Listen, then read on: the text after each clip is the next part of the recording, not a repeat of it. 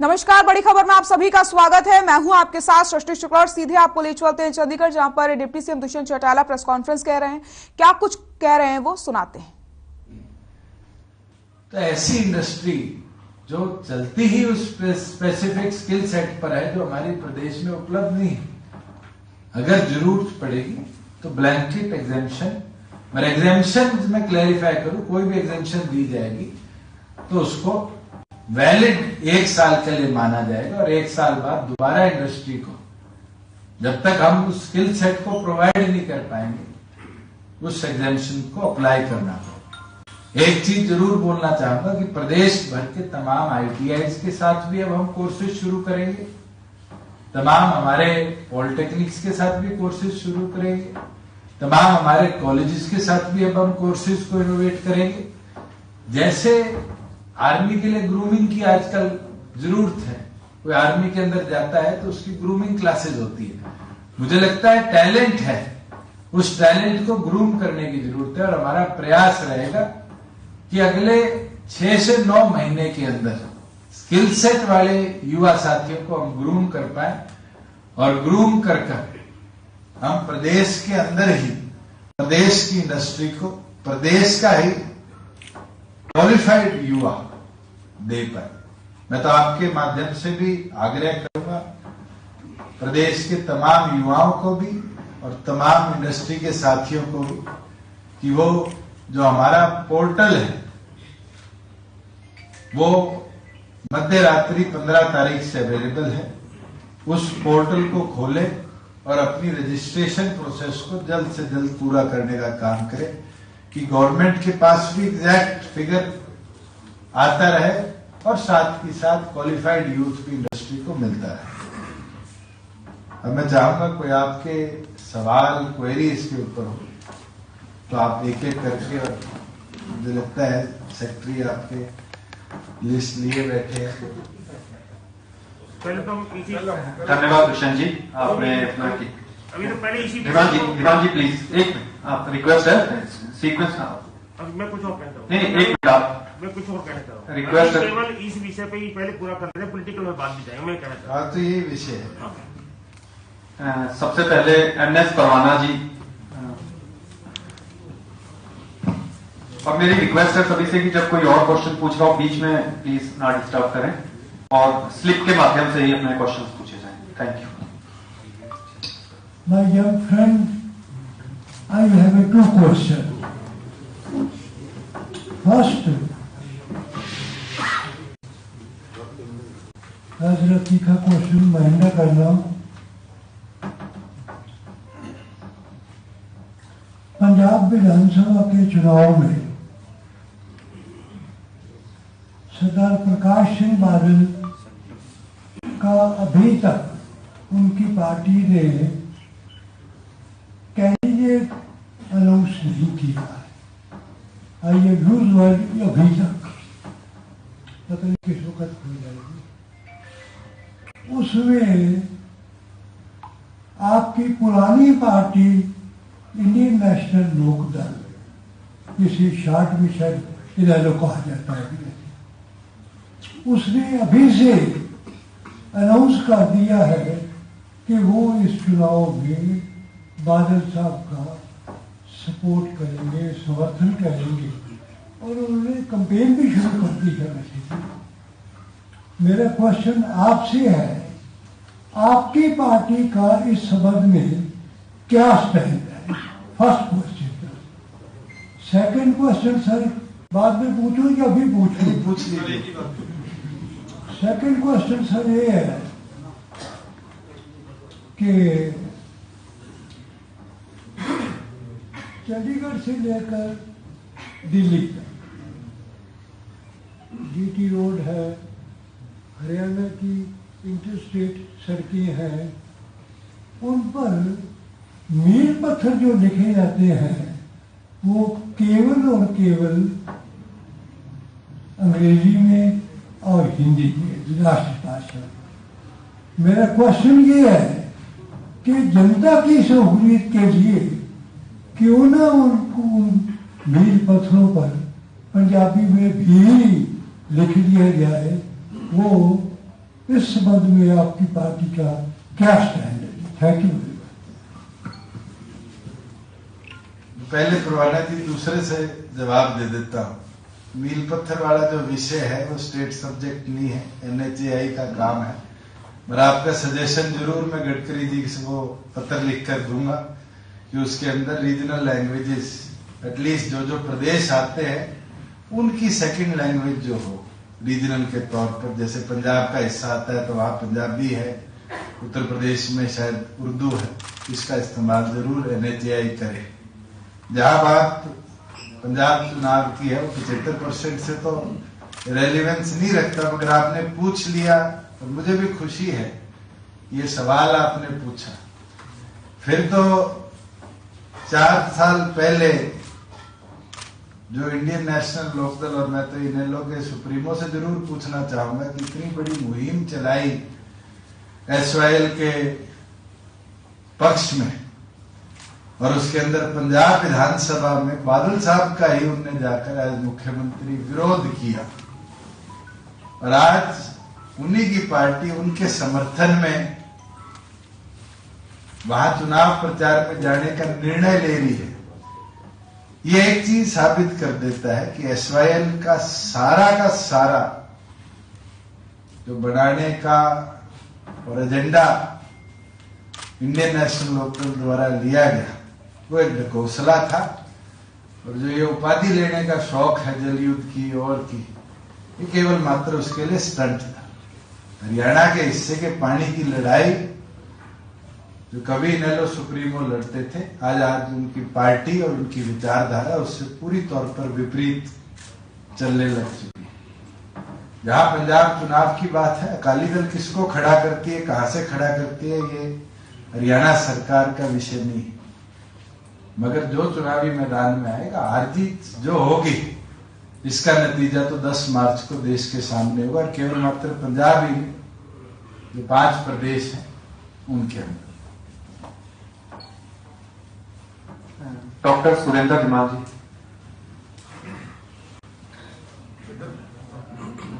आगे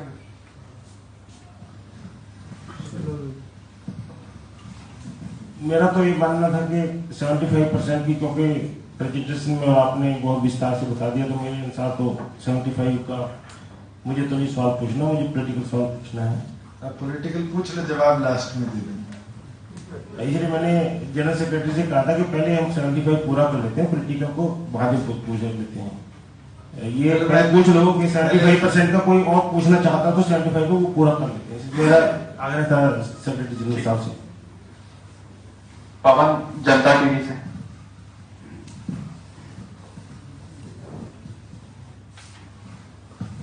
सर, आपने ये जो 75% रोजगार के दौरान बताया है कि प्रदेश के हर सेक्टर में युवा को रोजगार मिले, इसके लिए आपने तमाम जो कदम उठाए हैं। आजादी के 75वें आज महोत्सव पर ये शुरुआत की है, लेकिन प्रदेश में आपने कहा कि बेरोजगारी के आंकड़े गलत हैं, तो फिर आखिर बेरोजगारी के आंकड़े हरियाणा के आपके पास कितने क्या है सर? आपके इस पोर्टल पर जो 75% रोजगार वाले पोर्टल पर अभी तक कोई आंकड़ा आया है क्या, या आप क्या मानते हैं कि कितने लोग हरियाणा में बेरोजगार हैं युवा? क्योंकि हरियाणा कर्मचारी चयन आयोग या हरियाणा लोक सेवा आयोग में जब कोई भर्ती निकलती है तो वहां 12 लाख 14 लाख 15 लाख लोग आवेदन कर रहे हैं, तो ऐसे में एग्जैक्ट क्या है सर, आंकड़ा क्या है बेरोजगारी का? और जी बड़ा अच्छा सवाल है। एक चीज जो हमें समझनी पड़ेगी कि हमारा लोकल कैंडिडेट जो है वो जॉब सीकर जो बनता है वो दूसरे जिलों में नहीं बनता। ये हमारा एक्ट और ये पोर्टल उसको एक लिंकेज देगा कि यमुनानगर में बैठा व्यक्ति भी अम्बाड़ा से लेकर गुड़गांव और महेंद्रगढ़ तक की तमाम जॉब्स को देख पाएगा, अप्लाई कर पाएगा और जॉब ले पाएगा। दूसरी चीज है अनएम्प्लॉयमेंट डाटा की जो बात है, मुझे नहीं पता ये अलग अलग संस्थाएं हैं ये कैसे रिसर्च करती है। जो हमारे पास डाटा है वो नई इंडस्ट्री के आने का है, और नई इंडस्ट्री आ रही है और कोई इंडस्ट्री प्लान नहीं कर रही तो अनएम्प्लॉयमेंट रेट बढ़ने और घटने का कोई क्वेश्चन नहीं रहता। अगर हम बात करते हैं शॉर्ट टर्म एम्प्लॉयमेंट में ले ऑफ हो रहे हैं, कॉन्ट्रैक्चुअल एम्प्लॉयमेंट में ले ऑफ हो रहे हैं या परमानेंट में ले ऑफ हो रहे हैं, इस डाटा को डिपार्टमेंट एम्प्लॉयमेंट विभाग भी निरंतर मॉनिटर करता है। और केंद्र सरकार का भी जो डाटा 2020-21 का पब्लिश हुआ था, उसके अंदर हरियाणा की अनएम्प्लॉयमेंट रेशियो डिस्पाइट कोविड 1.9 थी, जबकि कई प्राइवेट एजेंसियों ने तो उसको 30% तक पहुंचाने का काम किया। हमारा तो ये प्रयास है कि हम वो सूत्रधार बने जो क्वालिफाइड यूथ को और क्वालिफाइड जिस लेवल का है उसके इक्विवेलेंट जॉब तक पहुंचाने का काम करे और उसको एम्प्लॉयमेंट दे। और उस कदम को निरंतर सरकार उठा रही है। इसलिए हमारे पास दुनिया की सबसे बड़ी स्मॉल बैटरी मैन्युफैक्चरिंग कंपनी ने अपना प्लांट लगाने का निर्णय लिया। कहां पर? रोजका मेव में, मेवात में, जिसने इन्वेस्टमेंट 1000 करोड़ से ऊपर की कर ली और वहां पर उनकी कमिटमेंट है कि 75% के साथ वो 3500 से ज्यादा युवाओं को एम्प्लॉयमेंट दे। फ्लिपकार्ट जैसी कंपनी ने 140 एकड़ जमीन हाजीपुर पाटी मानेसर के पास लेने का काम किया और उसके अंदर उन्होंने कमिटमेंट करी है कि 75% को पूरी तौर पर वैलिड मानते हुए जो सरकार का इंसेंटिव है 48,000 रुपए पर लोकल कैंडिडेट पर एनम, 4,000 रुपए प्रति माह, उसको लेते हुए 15,000 के आसपास, चाहे वो डिलीवरी बॉयज हो, चाहे वो पैकेजिंग बॉयज हो, अपने एशिया के सबसे बड़े वेयर हाउस में भी एम्प्लॉय करने का काम है। मारुति जैसी कंपनी जो गुजरात से उठकर वापिस आ रही, और कोई समय था जब लोग कहते थे मारुति तो हरियाणा से पलायन करे, उस मदर प्लांट को हम कामयाब रहे और उनके साथ हमने फाइनल किया कि 800 एकड़ में मारुति और 100 एकड़ में उनकी सब्सिडरी सुजुकी जो मोटरसाइकिल मैन्युफैक्चरिंग करेगी, खरखोदा की धरती पर हम लाने का काम करेंगे। जिससे मैं नहीं मानता कि सिर्फ इन 2 प्लांट से, इनके बाद इनकी एंसिलरीज आएंगी, 30 से 35,000 के बीच में एम्प्लॉयमेंट के अवसर सिर्फ इस मैन्युफैक्चरिंग सेक्टर में हम ला पाए। हमारी एरो डिफेंस पॉलिसी हो, लोग इंतजार कर रहे हैं कि हिसार का हमारा रनवे कंप्लीट होगा और वहां पर एविएशन क्लस्टर के साथ साथ एरो डिफेंस क्लस्टर बनेगा। हम सेंट्रल गवर्नमेंट से निरंतर चर्चा में है कि उनकी जो 3 स्कीमें थी और एक हम लाने में कामयाब रहे, जो इलेक्ट्रिकल पार्क IMT सोना जो रोजका मेव मेवात में है, 500 करोड़ रुपए केंद्र ने मंजूर कर दिए कि इलेक्ट्रिकल पार्क मेवात की धरती पर बनेगा। हमारा प्रयास है, जो पिछले बजट में वित्त मंत्री ने अनाउंस किया था कि हम टेक्सटाइल हब 500 एकड़ के 5 बनाएंगे। पहला टेक्सटाइल हब हमारा प्रयास रहेगा कि हम हिसार से लेकर जो हमारी कॉटन सोइंग बेल्ट है, चाहे वो सिरसा हो, फतेहाबाद हो, जींद हो, भिवानी हो, दादरी हो, महेंद्रगढ़ हो, इस पूरी बेल्ट के बीच में लाने का काम करें। आज हमारे पास एडवांटेज है कि नेशनल हाईवे लिंकेजेस हमारे पास है, हमारे पास एडवांटेज है, हम दिल्ली के 3 तरफ 4 में से आज बॉर्डर लगाकर बैठे हैं, और हमारे पास एडवांटेज है कि हमारा स्किल सेट जो है बड़ा हार्ड वर्किंग है, और उसके साथ हरियाणा प्रदेश में एम्प्लॉयमेंट को और बढ़ाएंगे, कम नहीं होने देंगे। और जो लोग कहते हैं कि बेरोजगारी बढ़ी है, बेरोजगारी बढ़ी है, एक अपने हरियाणवी में कहावत है, थोथा चना बाजे गणा, उनसे पूछने का काम करो कि उनके राज में कितनी अनएम्प्लॉयमेंट बढ़ी थी, कितनी गोलियां चली थी, कितनी लाठियां चली थी। आज भी वो दिन भूल नहीं सकते जब हीरो होंडा के सामने पार्क के बीच में लेबर को बिठाकर पुलिस ने लाठियों से पीटने का काम किया। हमारी सरकार को 2 साल से ऊपर हो गए। एक ऐसा इंसिडेंट बताओ जहां कहीं यूनियन और फैक्ट्री मालिकों के बीच में तकरार की बात आपके सामने आई है, कहीं पुलिस प्रशासन के इस्तेमाल करने की व्यवस्था आई है, पीसफुली रिजॉल्व करवाने का काम किया। और एक भी प्लांट हरियाणा प्रदेश में कोविड की इतनी बड़ी महामारी के बाद भी 2 साल में बंद नहीं। सार्वभौम मित्र जी।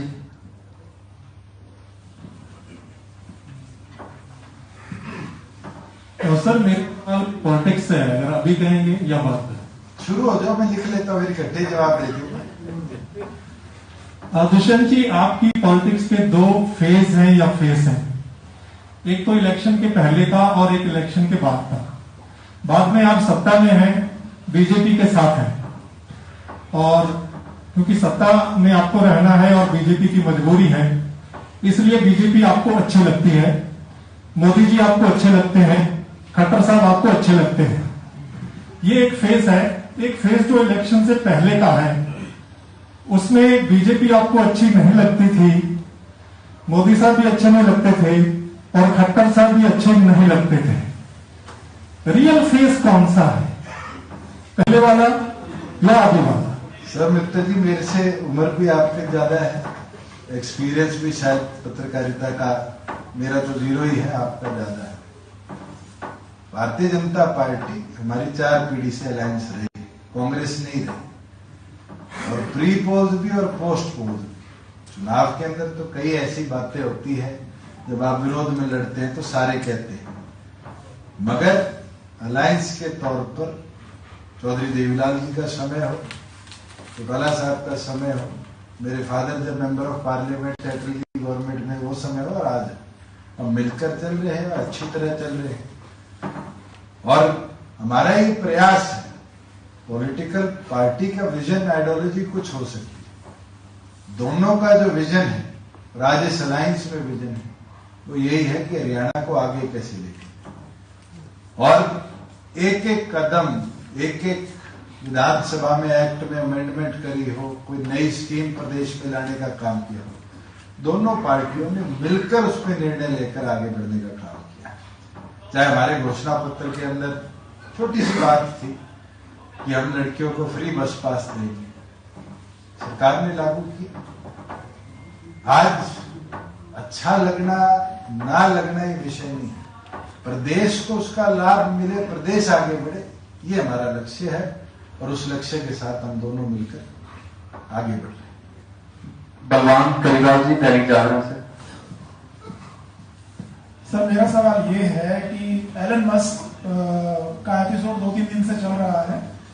कई स्टेट ने उनको, जब उन्होंने ये लिखा ट्विटर पे कि कई भारत सरकार की कई बाधाएं हैं जिस वजह से हम यहाँ काम नहीं कर पा रहे हैं, उसके बाद पंजाब के नवजोत सिंह सिद्धू ने लिखा कि आप यहाँ पे आइए, पश्चिम बंगाल ने लिखा, महाराष्ट्र ने लिखा, सब टेस्ला को अपने यहाँ लाने के लिए लगे हो।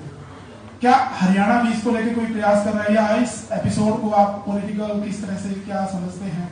इसके अलावा और किन कंपनीज को आप लाने के लिए हरियाणा में प्रयास कर रहे हैं? धन्यवाद। जहाँ एलन मस्क जी की बात हो, टेस्ला की बात हो, ना तो मैं लिखता, मगर जरूर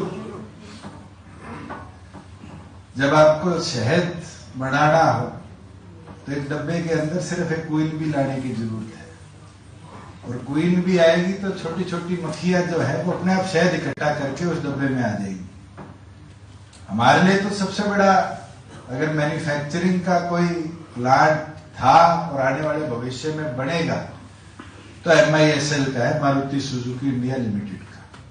और अगर सुजुकी अपनी इलेक्ट्रिक व्हीकल मैन्युफैक्चरिंग बनाएगी और हमारी EV पॉलिसी के माध्यम से इलेक्ट्रिक व्हीकल कि मैन्युफैक्चरिंग क्लस्टर के तौर पे हरियाणा डेवलप होगा, जिसमें एक कंपनी JBL है जो पलवल के अंदर अपना 80 एकड़ का इलेक्ट्रिक बसेज मैन्युफैक्चरिंग का प्लांट ऑलरेडी काम शुरू कर चुकी है लगाने का, जिसमें लगभग 2500 की एम्प्लॉयमेंट वो देगा।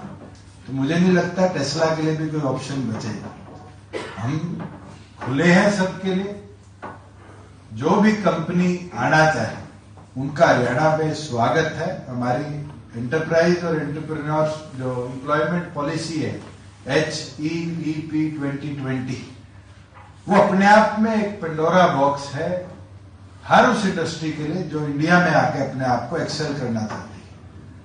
और मैं तो आपके माध्यम से इतना ही कह सकता हूं कि हम सबका स्वागत करने वाले लोग हैं, और अगर टेस्ला आए, अगर GM दोबारा आए, फोर्ड दोबारा आए, हरियाणा की धरती उनका स्वागत करेगी। ये ट्विटर पे लिखने से कोई नहीं आएगा। राम सिंह बराड़ जी, अजीत समाचार पर। मेरे 2 सवाल हैं जी। आपसे। एक तो ये जो आपका 75% रोजगार का है, ये नॉन टेक्निकल पोस्टों के लिए है, और जो टेक्निकल पोस्टें हैं उसमें भी अगर हरियाणा के कैंडिडेट एलिजिबल होते हैं तो क्या उनको प्राथमिकता मिलेगी? कोई ऐसा प्रोविजन करने का आप सोचेंगे कि टेक्निकल पोस्टों पे भी मिले? और दूसरा है कि पंजाब और यूपी में आपका परिवार लंबे समय से चुनाव लड़ता रहा है, क्या इस बार भी चुनाव लड़ने की कोई है आपके पार्टी की और परिवार की? बराड़ साहब, जहाँ 75% में टेक्निकल जॉब्स की बात है, इसको हमने पूरी तौर पर एनालाइज किया, और स्टेट ऑफ हरियाणा का जो बेसिक जूनियर इंजीनियर लगता है वो इंडस्ट्री से चर्चा करने के बाद हमने देखा तो 34,000 प्लस जो 2 ड्यू इनके टीए और हाउसिंग अलाउंस, ये अलाउंस, वो अलाउंस जो प्लस में आ जाते हैं, उस पे लगता है। जैसे जैसे 30,000 आने वाले भविष्य में बढ़ेगा समय अनुसार, वो जॉब्स भी इसके अंदर कवर हो। आपके दूसरे सवाल की बात है कि पंजाब और उत्तर प्रदेश में चुनाव की बात है, पार्टी ने अभी निर्णय नहीं लिया कि हम कैंडिडेट खड़े करेंगे नहीं करेंगे, मगर अगर जरूरत पड़ेगी तो जरूर हमारे जो राष्ट्रीय अध्यक्ष के आदेश होंगे उसके ऊपर हम काम करेंगे। यशवीन काव्यान जी। सर, मेरे सिंपल से सवाल है। एक तो ये कि जिसपा का गठन होने की चंद महीने बाद आप सरकार में हिस्सेदार बन गए, खुद आप डिप्टी सीएम हैं, तो जब ये पार्टी का गठन हुआ, क्या आपको लगा था कि इतनी जल्दी ये मौका मिल जाएगा? क्योंकि अमूमन लोग सत्ता में आने के लिए काफी लंबा संघर्ष करते हैं। एक सवाल तो मेरा ये। दूसरा, सरकार में आने के बाद आपके निजी जीवन में क्या बदलाव आया? आपको खुद के लिए कितना समय मिल जाता है और उस समय को आप कैसे गुजारना पसंद करते हैं? और एक मेरा सर आखिरी सवाल ये है कि जब आप विपक्ष में थे तो मनोहर लाल खट्टर साहब को काफी करप्ट बताते थे बहुत, और अब आप सरकार में हैं, तो अब आपका क्या राय है? क्या लगता है कि ये मतलब सरकारों को विपक्ष वाले सिर्फ बदनाम करने के लिए ऐसा कहते हैं, क्या वाकई मतलब कुछ करप्शन सरकार में होता है? जयश्वेत जी, आपके तीसरे सवाल से मेरे जीवन में मनोहर लाल जी को पर्सनली करप्ट मैंने आज तक नहीं कहा। गवर्नमेंट में उस समय कई ऐसी चीजें हुई थी और मैंने तथ्यों के साथ सारी चीजें रखी थी, चाहे वो बिजली के खंभे लगाने का काम दिया गया हो किसी को। मुझे याद है एक वो प्रेस कॉन्फ्रेंस जो मैंने आपके बीच में बैठकर करी थी, और मैं स्ट्रिक अलॉन्ग किया उसमें, आज भी किया, और वो चीजें उस समय गवर्नमेंट ने कैंसिल भी करी, विड्रॉ भी करी। आज भी बहुत ऐसी चीजें हैं, जैसे ही वो हमारे प्रीव्यू में आती है हम सख्त कदम उसके विरुद्ध में उतारने का काम करते हैं। जहां आपके पहले सवाल की बात है कि उस समय क्या आपने सोचा था कि सरकार में आ जाए, मुझे याद है जब हमने जननायक जनता पार्टी बनाई तो बहुत से लोग ये कहते थे दो छोरे हैं, और हमने वो बदलाव लाकर दिखाया, और प्रदेश में उन छोरे छोरियों की आवाज हम बढ़े, और आज भी हूं।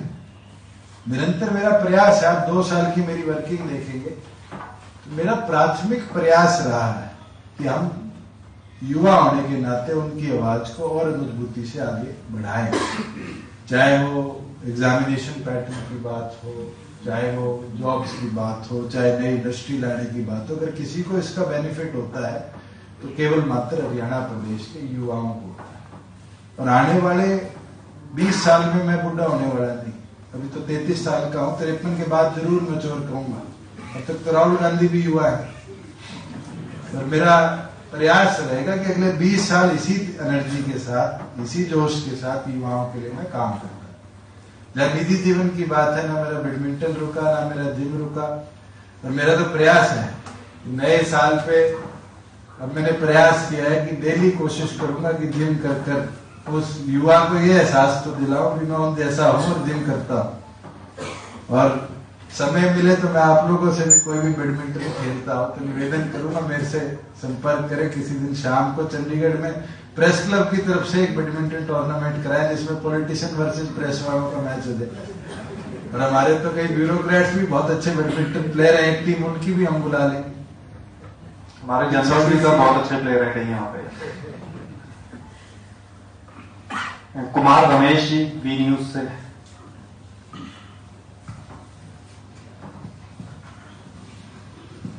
नमस्कार सर, जब आप सरकार में नहीं थे, मनोहर लाल सरकार की पहले पार्ट में आपकी प्रेस कॉन्फ्रेंस थी जब आपने कहा कि बहुत विदेशी चक्कर लगाए और काफी कुछ लाने की कोशिश की गई वहां से, लेकिन धरातल पर हरियाणा की धरती पर निवेश नहीं आया जो बाहर से आना चाहिए था। आज 2 साल बाद जब आप इस सरकार में हैं तो आपको याद आता है कि पिछले समय की कितनी वो चीजें थी जो अब